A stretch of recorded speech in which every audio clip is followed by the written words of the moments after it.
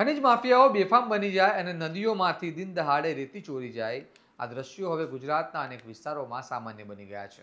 ઘણીવાર દરોડાની માહિતી પહેલેથી જ લીક થઈ જતી હોવાના આક્ષેપો થાય છે અને દરોડા પડતા પહેલા જ આરોપીઓ ફરાર થઈ જતા હોય છે. પરંતુ ભાવનગર જિલ્લાના તળાજા વિસ્તારમાં આ વખતે ખનિજ વિભાગે ટેકનોલોજીનો ઉપયોગ કરીને એવું ઓપરેશન પાર પાડ્યું છે જેમાં મોટી ખનિજ ચોરી અટકાવવામાં આવી છે અને મુદ્દા માલ પણ જપ્ત કરવામાં આવ્યો છે. આવા વિગતે વાત કરીએ આ મામલા વિશે આ અહેવાલમાં. નમસ્કાર, હું ચિરાગ વર્ષાબેન, આપ જોઈ રહ્યા છો સ્વમાન. ભાવનગર જિલ્લાના તળાજા નજીક શેત્રુંજય નદીમાં ઘણા સમયથી ખનિજ ચોરી થતી હોવાની ફરિયાદો મળતી હતી. ખનિજ વિભાગ દ્વારા અગાઉ પણ દરોડા પાડવામાં આવ્યા હતા, પરંતુ દર વખતે ખનિજ ચોરો સતર્ક થઈને સ્થળ પરથી ભાગી જતા હતા. આ વખતે વિભાગે ટેકનોલોજીનો સહારો લઈને ડ્રોન દ્વારા નદીના વિસ્તારમાં નજર રાખી અને ચોક્કસ માહિતી મેળવી દરોડો પાડ્યો હતો.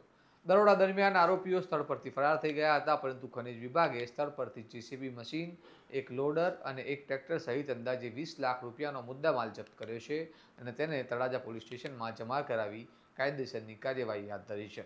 સમગ્ર મામલે ખાણ અને ખનિજ વિભાગના અધિકારીએ શું કહ્યું સાંભળો.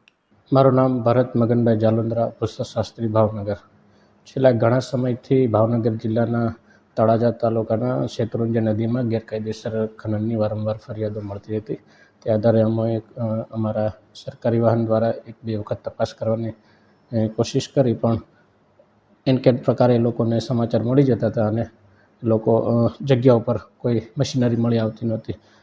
પછી તેમના ફરીથી આ બાબતે વારંવાર ફરિયાદ મળતા અમે અમારી ટીમ દ્વારા ડ્રોનની મદદથી શેત્રુંજય નદીમાં આપણે તળાજા તાલુકાના દાત્રડ ગામે શેત્રુંજય નદીમાં અમે ડ્રોન મારફતે સર્વેલન્સ કરાવ્યો અને સર્વેલન્સ સમયે એક લોડર, એક જેસીબી અને એક ટ્રેક્ટર મારફતે શેત્રુંજય નદીમાં ગેરકાયદેસર ખનન થતું હોવાનું જોવા મળતા માલિક જે વાહનો છે એમને માલિકો વિરુદ્ધની કાયદેસરની જપ્તી કરવામાં આવેલા અને ભાગી ગયેલા જેસીબી ભાગી ગયેલું છે તેમની પણ પોલીસ ફરિયાદ દાખલ કરવાની તજવીજ હાથ ધરવામાં આવેલ છે.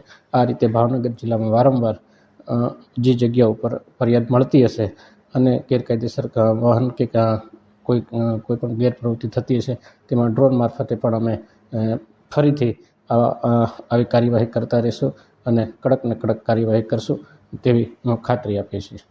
ખનિજ ચોરીના આવા કેસોમાં એક સવાલ વારંવાર ઊભો થાય છે કે દરોડા સમયે આરોપીઓ ભાગી કેવી રીતે જાય છે. શું ખનિજ માફિયાઓ સુધી પહોંચવામાં તંત્ર નિષ્ફળ રહે છે કે પછી કાર્યવાહી ફક્ત સાધનો જપ્ત કરવા સુધી જ સીમિત રહી જાય છે? કારણ કે ઘણીવાર વાહનો જપ્ત થાય છે, પરંતુ થોડા સમય પછી ફરી તે જ વિસ્તારોમાં ખનિજ ચોરી શરૂ થઈ જાય છે. હવે જોવાનું રહ્યું કે આ કેસમાં તપાસ ખનિજ માફિયાઓ સુધી પહોંચે છે કે નહીં અને શું ખરેખર કડક કાર્યવાહી થશે કે નહીં. તમારું આ મામલે શું મંતવ્ય છે તેમને કમેન્ટ બોક્સમાં જણાવો અને સ્વમાનની ચેનલને સબસ્ક્રાઇબ કરવાનું ભૂલતા નહીં. નમસ્કાર.